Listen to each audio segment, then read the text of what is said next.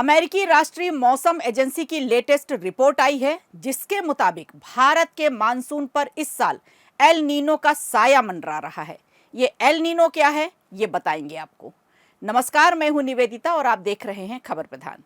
देखिए, जून से अगस्त के बीच एल नीनो बनने की संभावना 62% तक जताई जा रही है, जो बाद के महीनों में 80% से ज्यादा हो सकती है।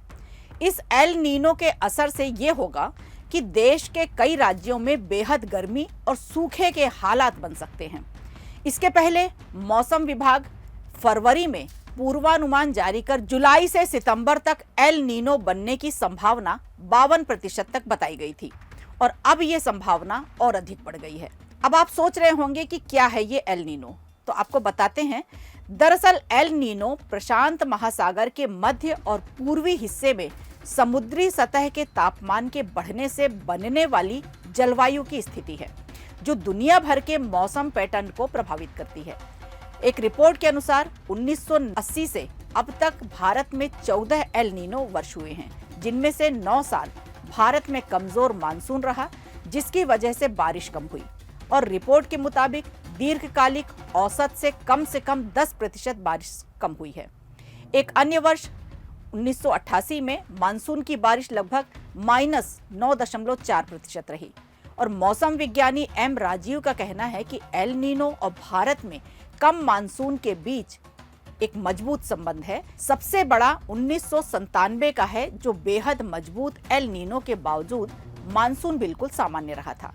एल नीनो आमतौर पर भारत में कमजोर या सामान्य से भी कम मानसून से जुड़ा होता है।